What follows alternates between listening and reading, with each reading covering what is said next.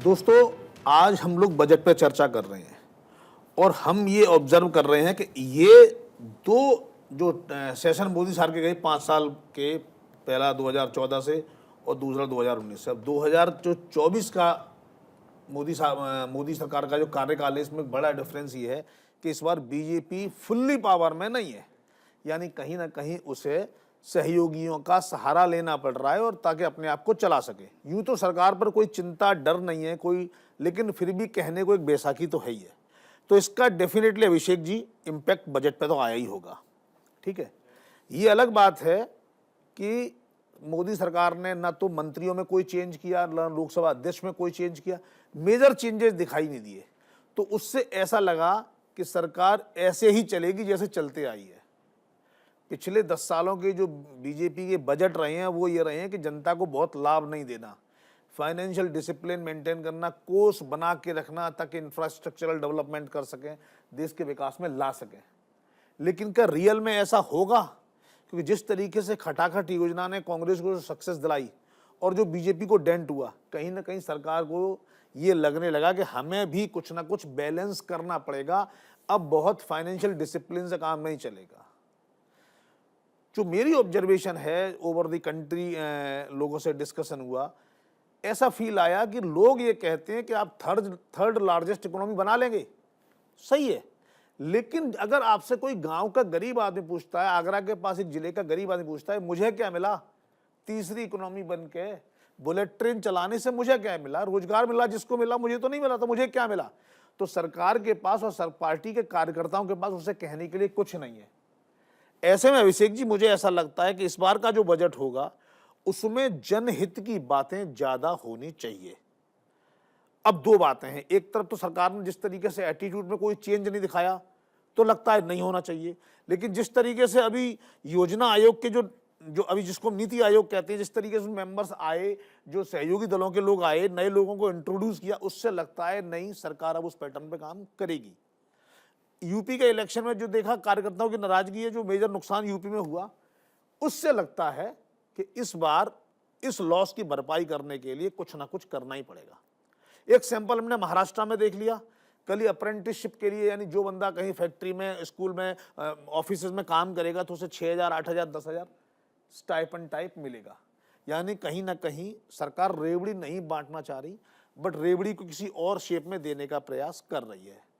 तो अब आज की चर्चा का हमारा पहला डिस्कशन ये है, क्या ये बजट जनहित बजट होगा, पॉपुलिस्ट बजट होगा, या उसी पैटर्न पर, निर्मला जी के पैटर्न पर वापस फाइनेंशियल डिसिप्लिन मेंटेन करके भविष्य के विकास की योजनाओं का बजट, इंफ्रास्ट्रक्चर डेवलपमेंट का बजट होगा? ये चर्चा शुरू करेंगे।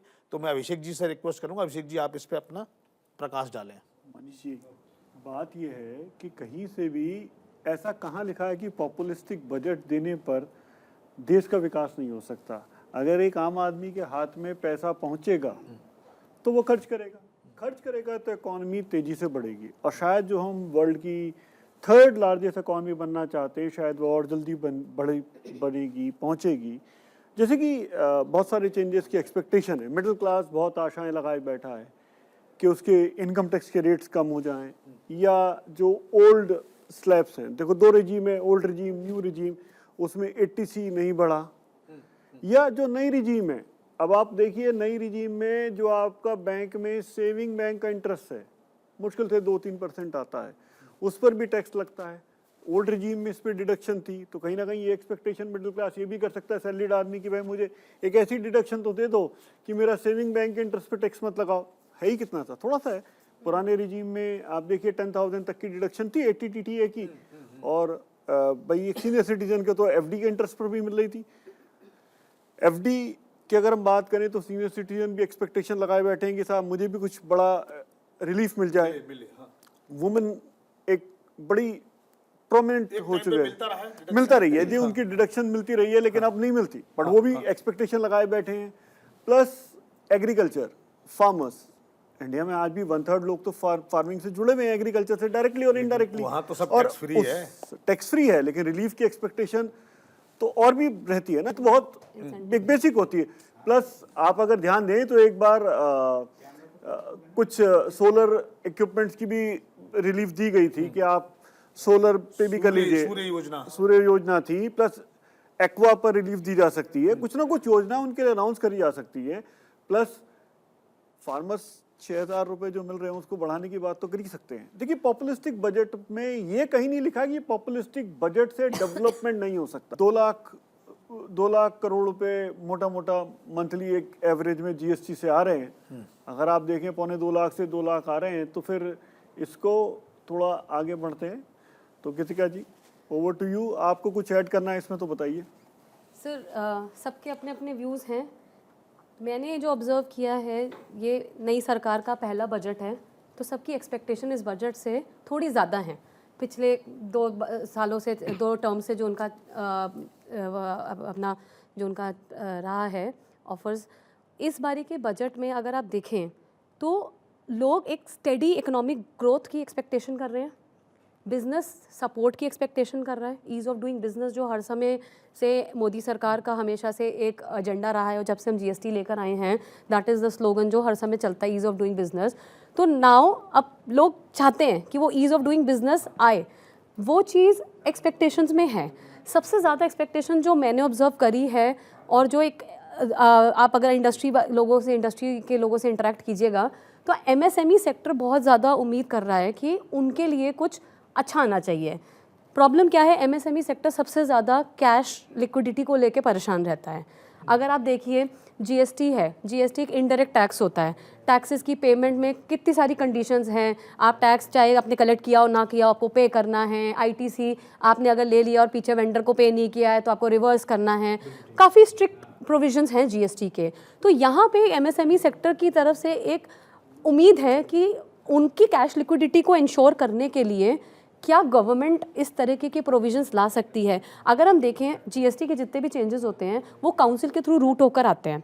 काउंसिल ने अभी 53rd काउंसिल मीटिंग में जो 22 जून को हुई थी, उसमें बहुत सारी रिकमेंडेशंस दी। अगर आप उनकी टोन ऑफ रिकमेंडेशंस भी देखें जिसमें क्लैरिफिकेशंस आ रही हैं, वो काफ़ी हद तक लिटिगेशंस को रिड्यूस करना, डिपार्टमेंट और एसएससीज के बीच में जो भिड़ंत रहती है उसको कम से कम करने की कोशिश की गई है। जो हमने देखा है जिन इश्यूज़ पर डिपार्टमेंट नोटिस वगैरह कर रहा है, काफ़ी क्लैरिफिकेशन आ रही है, प्रो एसएससी क्लैरिफिकेशंस आ रही हैं।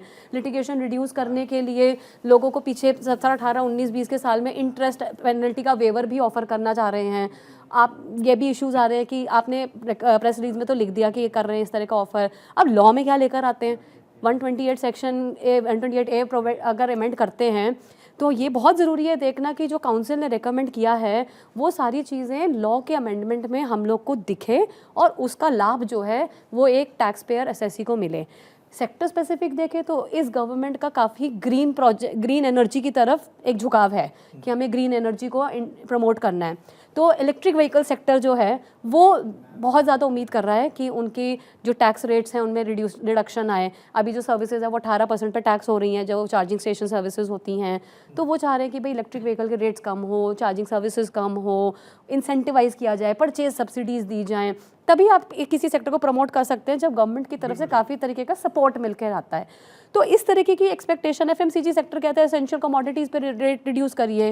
रेट रैशनलाइजेशन को लेके कितनी बातें हो रही हैं, हम कब से सुनते चले आ रहे हैं कि 4 स्लैब रेट है, कम करेंगे।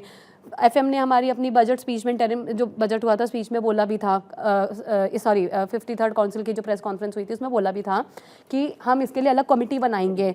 तो बहुत उम्मीदें हैं टैक्स पेयर्स और बिजनेसेस को कि अब जाके कोई तो रेट रैशनलाइजेशन होना चाहिए। ये 4 स्लैब्स मेंटेन करना सबके लिए बहुत दिक्कत होती है और क्लासिफिकेशन डिस्प्यूट्स यहीं से अराइज होते हैं कि कभी कभी मेरा एक प्रोडक्ट 5% में भी आ सकता है और 18% में भी आ सकता है।